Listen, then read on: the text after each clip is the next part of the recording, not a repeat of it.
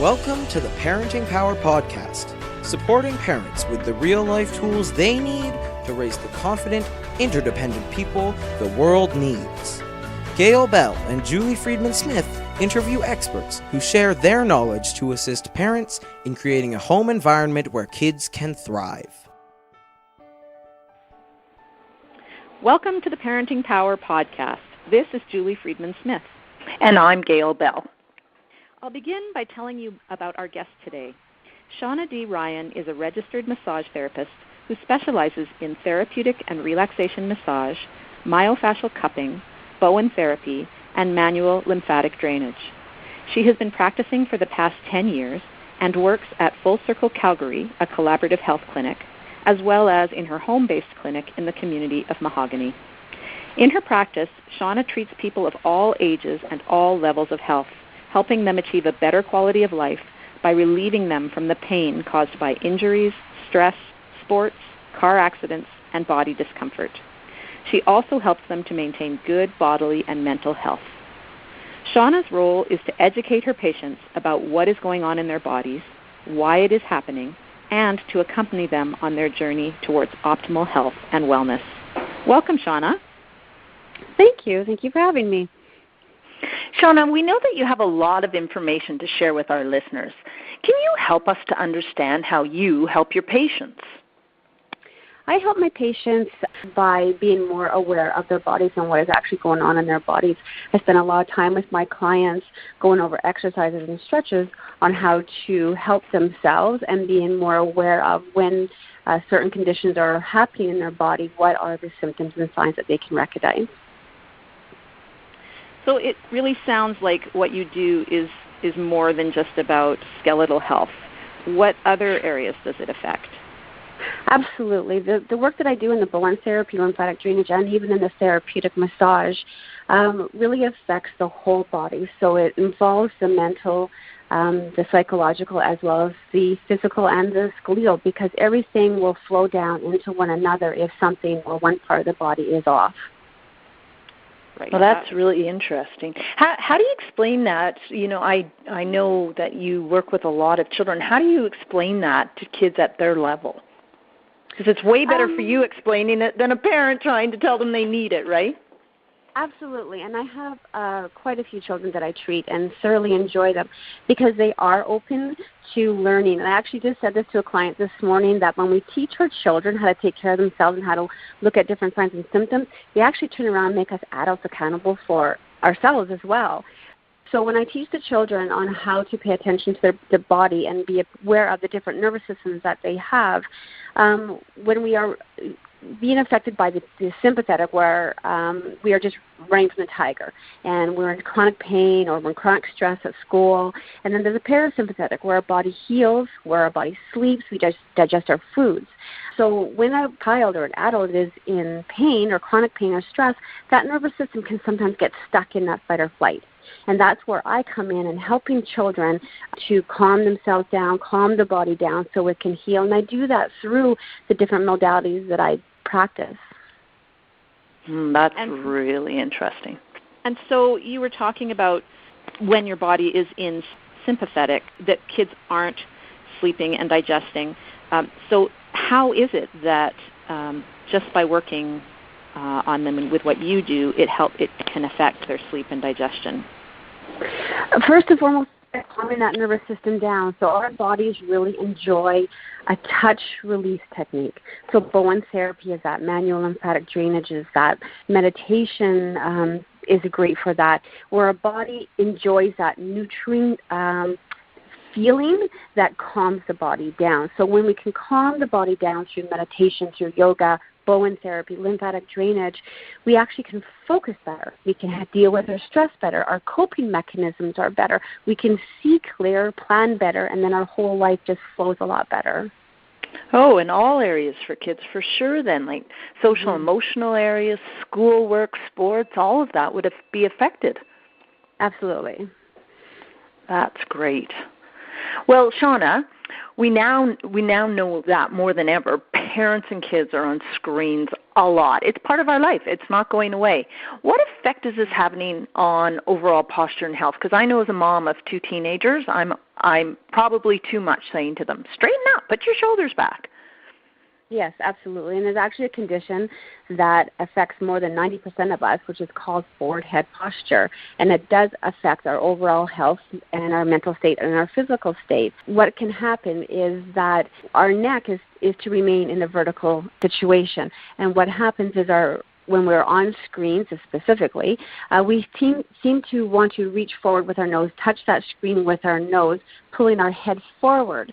And what happens is every inch that your ear is past your shoulder, it weighs an extra 10 pounds. So if your ear is forward 3 inches, that's an extra 43 pounds on your neck and back, which is substantial.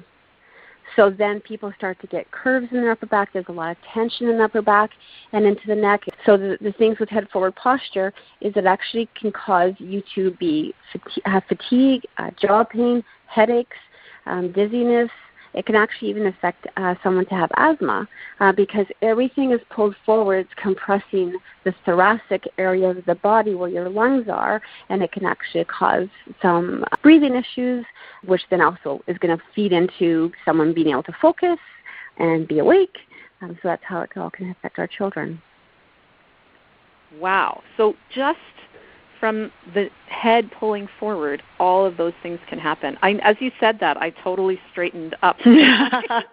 Was your nose touching your screen? My nose is far away from it. That is a great visual for children, isn't it? Yeah, yes, it really yes. is. And we all do it. We all do it, whether you're on a TV, a screen, your phone, even reading a book. You know, years and years ago, it actually used to be called study head because it happened more to kids who were in university who spent so much time reading, so they were always looking down or pulling forward with their nose. But now with all the social media, we're all doing it, all of us. And so it's now become called texting head as opposed to study head. And so some of that we must be able to just affect by our consciousness and our awareness of our posture, and yet I suspect some of that is just kind of getting built into the way our muscles are overcompensating for that heavy head. Is that? Absolutely. Absolutely. And the thing is just being aware of where your head is or where your shoulders, because one's going to follow the other. So if your head goes forward, your shoulders have to go forward. If your shoulders stay nice and stacked, your shoulders back, your shoulder blades like they're in the back pocket of your jeans, your head cannot go forward. So when you start to feel the first symptom of forward head posture that people feel is right on top of their shoulders, they start to feel pain.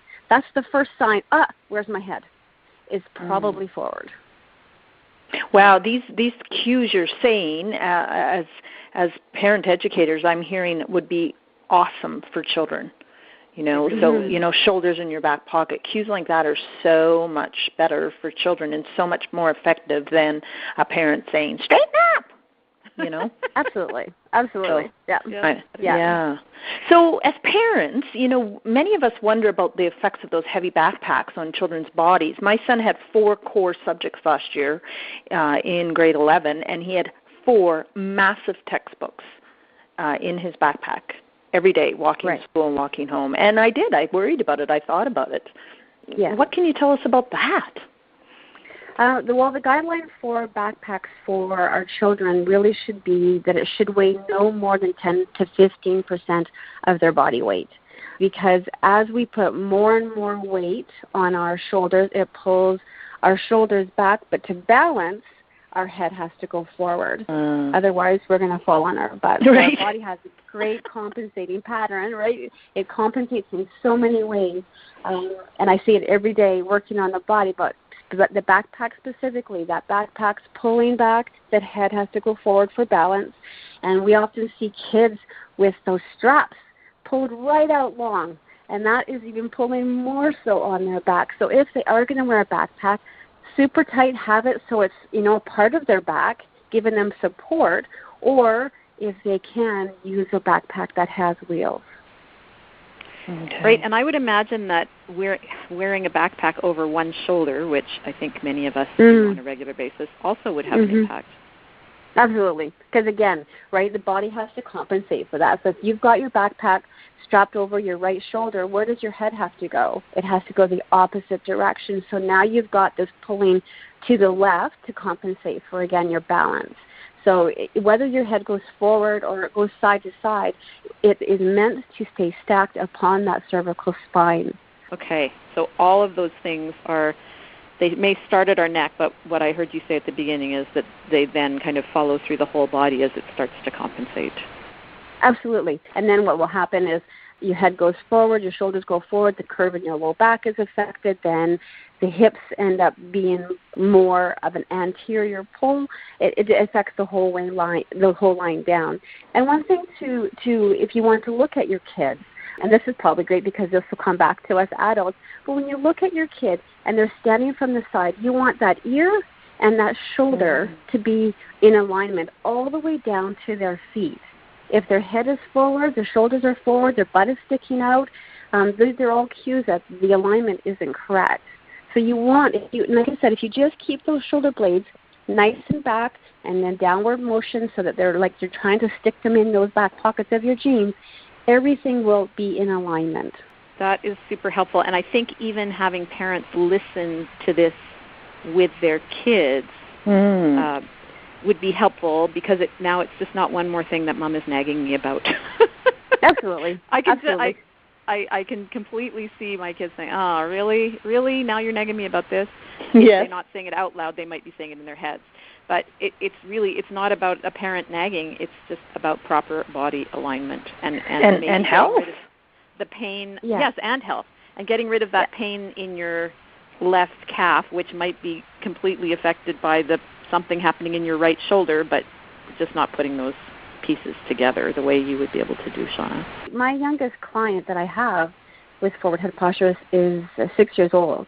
And I've sat down with her and took out a Dr. Seuss book, put it in an A-frame type setting, and laid her iPad against that so that she's looking straight at it as opposed to looking down, or giving them a music stand to put in front of them if they're studying for a long time, put their textbooks on a music stand and flip through their pages of work as opposed to looking down. So different options we can do, and if we're starting at age 6, it's only going to get worse as we get older. So if we can talk to our children and educate our children at a younger age, it's really going to help as they get older.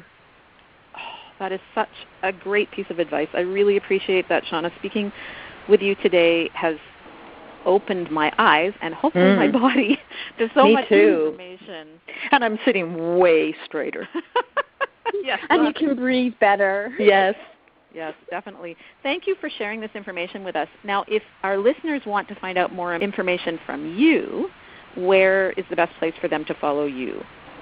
You can follow me at fullcirclecalgary.ca, as well as on Facebook under Bowen for Health. Bowen for Health. Wonderful. We'll put those links along with the podcast. Thank you very much for your time today, and I wish you straight walking. Thank you, Shawna. Thank you so much, Gail and Julie.